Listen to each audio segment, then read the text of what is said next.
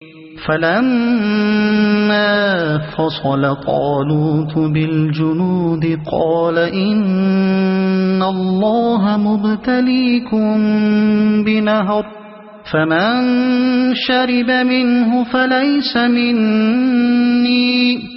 ومن لم يطعمه فإنه مني إلا من اغترف غرفة بيده فشربوا منه إلا قليلا منهم فلما جاوزه هو والذين آمنوا معه قالوا لا طاقة لنا اليوم بجالوت وجنوده قال الذين يظنون أنهم ملاقو الله كم من فئة قليلة غلبت فئة كثيرة بإذن الله والله مع الصابرين۔ پھر جب طالوت لشکر لے کر چلا تو اس نے کہا، ایک دریا پر اللہ کی طرف سے تمہاری آزمائش ہونے والی ہے، جو اس کا پانی پیے گا وہ میرا ساتھی نہیں، میرا ساتھی صرف وہ ہے جو اس سے پیاس نہ بجھائے، ہاں ایک آدھ چلو کوئی پی لے تو پی لے، مگر ایک گروہ تلیل کے سوا وہ سب اس دریا سے سیراب ہوئے۔ پھر جب طالوت اور اس کے ساتھی مسلمان دریا پار کر کے آگے بڑھے تو انہوں نے طالوت سے کہہ دیا کہ آج ہم میں جالوت اور اس کے لشکروں کا مقابلہ کرنے کی طاقت نہیں ہے۔ لیکن جو لوگ یہ سمجھتے تھے کہ انہیں ایک دن اللہ سے ملنا ہے، انہوں نے کہا، بارہا ایسا ہوا ہے کہ ایک قلیل گروہ اللہ کے اذن سے ایک بڑے گروہ پر غالب آ گیا ہے، اللہ صبر کرنے والوں کا ساتھی ہے۔ اس دریا سے سیراب ہوئے۔ ممکن ہے اس سے مراد دریائے اردن ہو یا کوئی اور ندی یا نالا۔ طالوت بنی اسرائیل کے لشکر کو لے کر اس کے پار اترنا چاہتا تھا، مگر چونکہ اسے معلوم تھا کہ اس کی قوم کے اندر اخلاقی انضباط بہت کم رہ گیا ہے، اس لیے اس نے کارآمد اور ناکارہ لوگوں کو ممیز کرنے کے لیے یہ آزمائش تجویز کی۔ ظاہر ہے کہ جو لوگ تھوڑی دیر کے لیے اپنی پیاس تک ضبط نہ کر سکیں، ان پر کیا بھروسہ کیا جا سکتا ہے کہ اس دشمن کے مقابلے میں پامردی دکھائیں گے جس سے پہلے ہی وہ شکست کھا چکے ہیں۔ آج ہم میں جالوت اور اس کے لشکروں کا مقابلہ کرنے کی طاقت نہیں ہے۔ غالباً یہ کہنے والے وہی لوگ ہوں گے جنہوں نے دریا پر پہلے ہی اپنی بے صبری کا مظاہرہ کر دیا تھا۔ وَلَمَّا بَرَزُوا لِجَالُوتَ وَجُنُودِهِ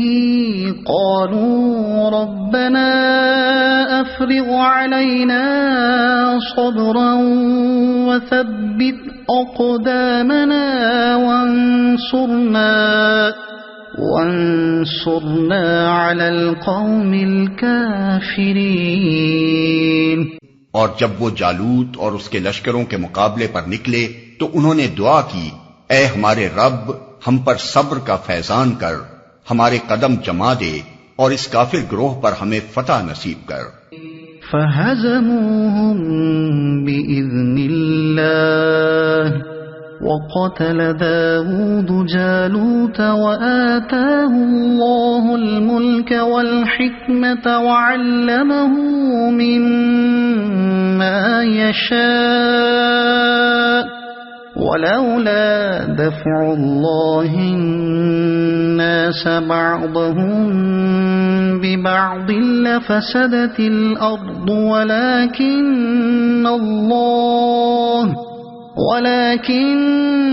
اللَّهَ ذُو فَضْلٍ عَلَى الْعَالَمِينَ۔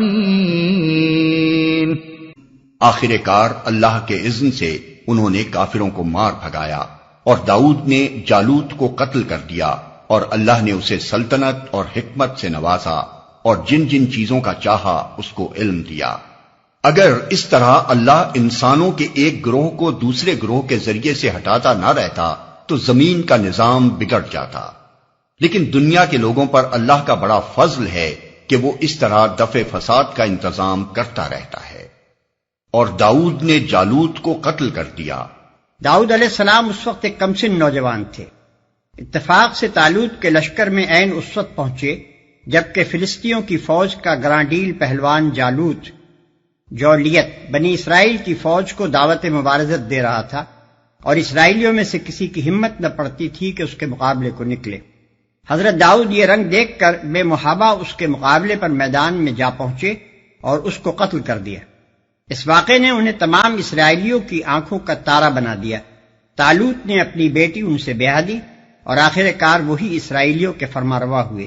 تفصیلات کے لیے ملاحظہ ہو سموئیل اول باب 17 و 18۔ تو زمین کا نظام بگڑ جاتا، یعنی اللہ تعالیٰ نے زمین کا انتظام برقرار رکھنے کے لیے یہ ضابطہ بنا رکھا ہے کہ وہ انسانوں کے مختلف گروہوں کو ایک حد خاص تک تو زمین میں غلبہ و طاقت حاصل کرنے دیتا ہے، مگر جب کوئی گروہ حد سے بڑھنے لگتا ہے تو کسی دوسرے گروہ کے ذریعے سے وہ اس کا زور توڑ دیتا ہے۔ اگر کہیں ایسا ہوتا کہ ایک قوم اور ایک پارٹی ہی کا اقتدار زمین میں ہمیشہ قائم رکھا جاتا اور اس کی قہرمانی لازوال ہوتی تو یقیناً ملک خدا میں فساد عظیم برپا ہو جاتا۔ تلك آیات اللہ نتلوها علیک بالحق وإنک لمن المرسلین۔ یہ اللہ کی آیات ہیں جو ہم ٹھیک ٹھیک تم کو سنا رہے ہیں، اور تم یقیناً ان لوگوں میں سے ہو جو رسول بنا کر بھیجے گئے ہیں۔ تلك الرسل فضلنا بعضهم على بعض منهم من كلم الله ورفع بعضهم درجات وآتينا عيسى ابن مريم البينات وأيدناه بروح القدس وَلَوْ شَاءَ اللَّهُ مَا اقْتَتَلَ الَّذِينَ مِن بَعْدِهِم مِّن بَعْدِ مَا جَاءَتْهُمُ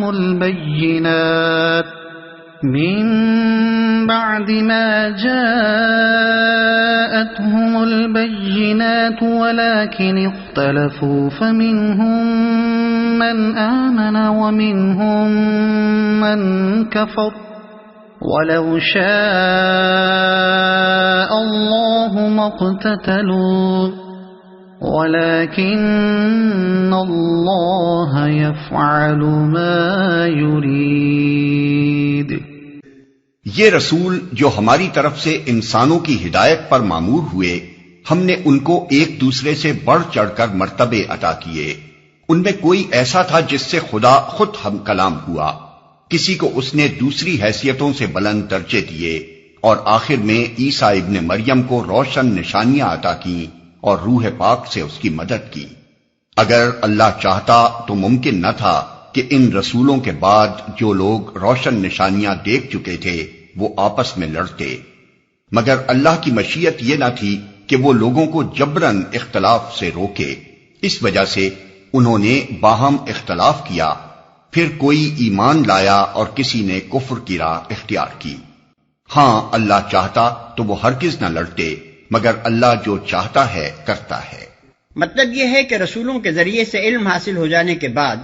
جو اختلافات لوگوں کے درمیان رونما ہوئے اور اختلافات سے بڑھ کر لڑائیوں تک جو نوبتیں پہنچی، تو اس کی وجہ یہ نہیں تھی کہ معاذ اللہ خدا بے بس تھا